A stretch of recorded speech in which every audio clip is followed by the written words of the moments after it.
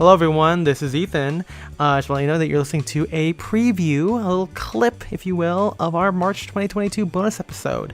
If you really want to hear more, then you'll have to go to patreon.com/styleanddirection, and you'll give us $5 a month to give you access to our whole backlog of bonus episodes.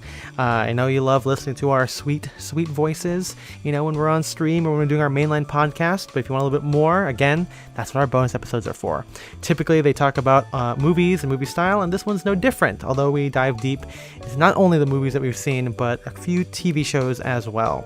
You also get access to our Discord, which is one of the best menswear communities on the planet. And if you give us $5 extra, you get all of that, plus we thank you. So I'm going to take this moment and thank Austin Malott, Henrik Wilberg, Jarrett Collian, Philip Legard, and Shane Curry for being a top-tier patron.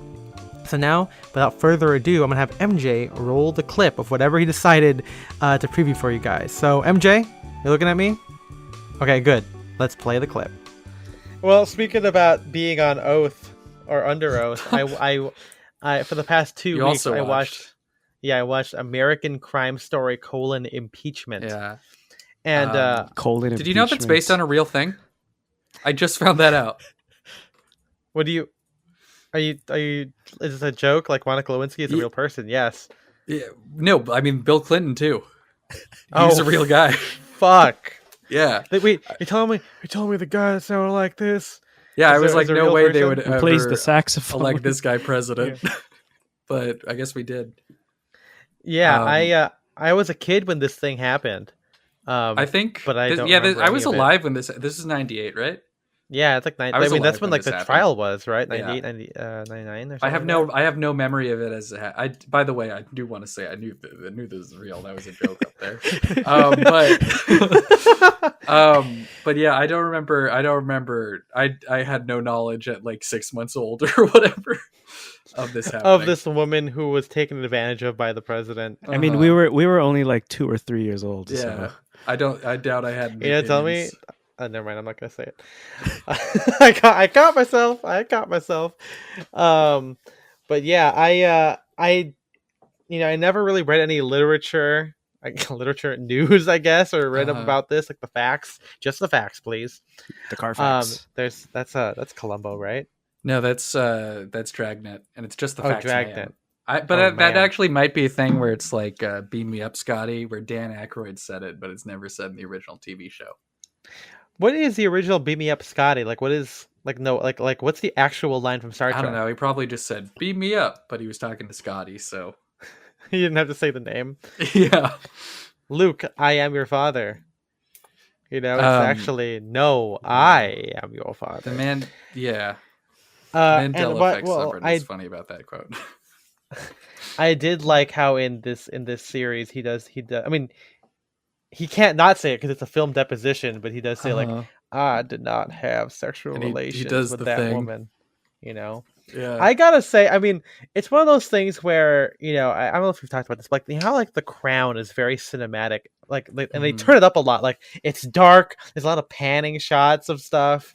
There's that kind of like Netflix, whatever that thing is.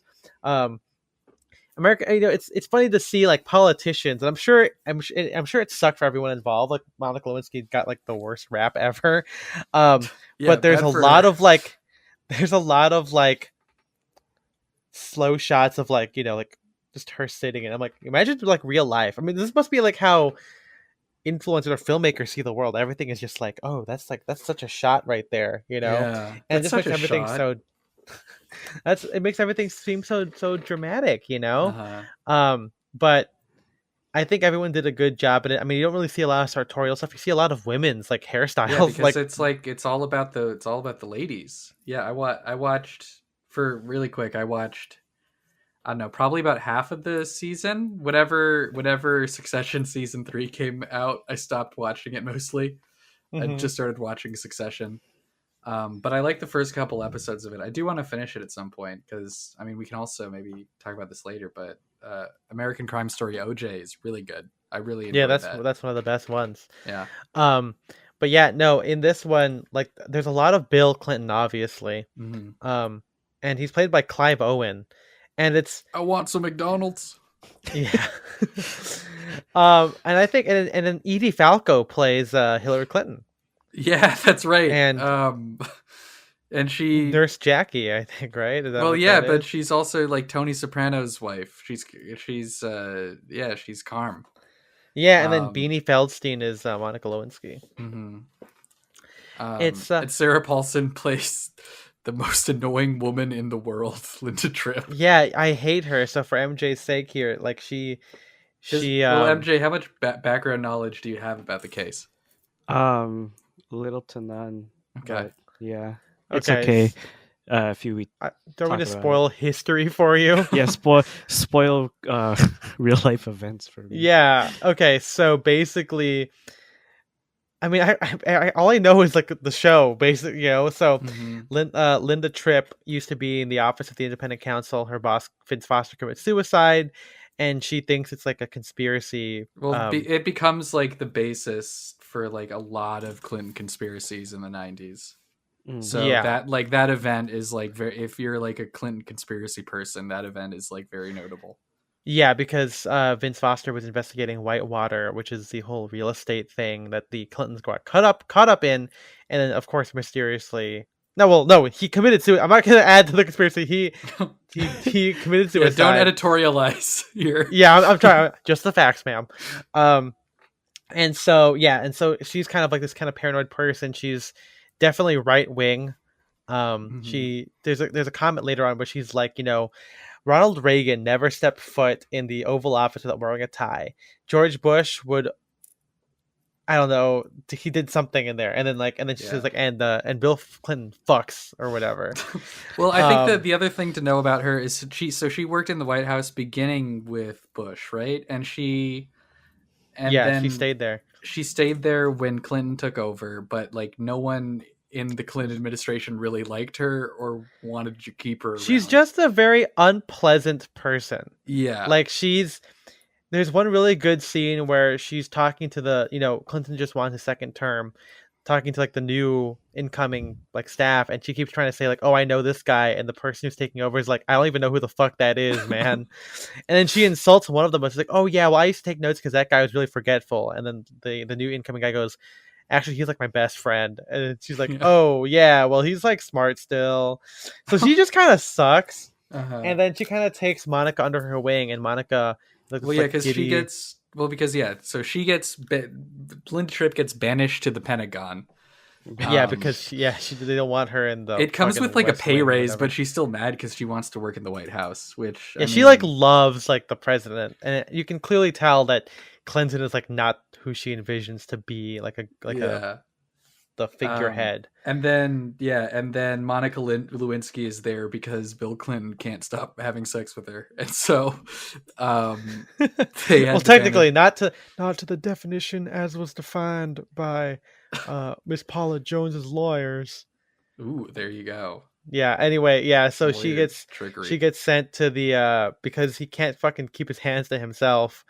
And she can't keep his hands off him. To be fair, and also Monica Lewinsky like executive produced this, by the way. Oh, that's right. Yeah. Yeah, and she actually read that she was like, yeah, we can play up how stupid I was and how in love I was with Bill Clinton. So I'm like, okay, Because that's she actually is kind of really horny for Bill Clinton in yeah. this show. She is like, That's I love crazy, him. dude. Like she's like, oh look, he's wearing that tie, and then she'll go to that rally. I'm like, dude, what what the hell are you doing? Yeah. You know?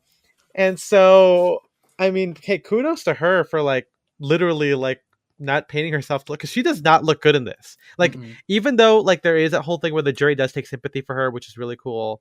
Um, she did like the story behind it is like, yeah, she deliberately like flashes her panties to the president. Um, not like a crotch shot. She just kind of like lifts, like she just kind of just moves a little bit, and you can see like the upper part of it. Whale She's not, tail. yeah, a little whale tail going on there. Um, anyway, she befriends Linda Tripp, and then Linda Tripp is like, "Oh, I hate the president. I'm gonna record. I'm gonna record our phone calls together." Mm-hmm. And then she basically says, "Oh, no one's gonna hear." Like, she basically ensures that she has to give them to the government. Like because Bill Clinton was being sued in a civil case against Paula Jones for sexual harassment, and then for some reason they through their connections with like Fox News or Newsweek, I forgot who it was, but like they basically made it to the prosecutors, made Monica Lewinsky and Linda Tripp a like a witness, and then eventually the tapes were confiscated because it's illegal to record someone without their knowledge. It's a two-party consent state. You got to know these Yeah. things. Yeah. So she gets in trouble for fucking wiretapping, and the cops are like, okay, well, if you give us the tapes, we won't prosecute you. And of course, the tapes then reveal Monica's story about, literally fucking Bill Clinton. The president. Well, with her mouth at least. And then also like Bill Clinton kind of giving her a job. But I mean, you can tell he was also very careful. He didn't say you have to do anything. He just says you can call my friend and he might give you a job or something. Because the Republicans led by I guess not Republicans, the Office of the Independent Counsel led by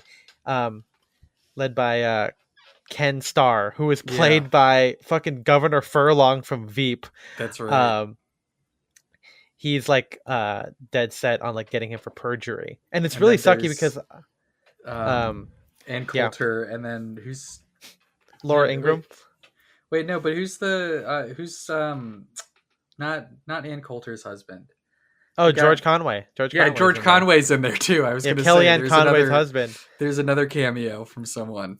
Oh wait, I mean, not really a cameo. He's in it like a lot. Okay, yeah. Well, then no. What's the other The other cameo is Brett Kavanaugh, who. Oh, that was. Oh my god! Where he raises his hand. He's like, "I'm Brett Kavanaugh, and I never take no for an answer, so I'm gonna have to decline this." Or something like this. Yeah, no, like So it's funny to see a young Brett Kavanaugh be a fucking dick, dude. Like there's a scene where at the end of it, right? So they're compiling the Starr report, and Ken Starr is the prosecutor, I guess, the special prosecutor or whatever.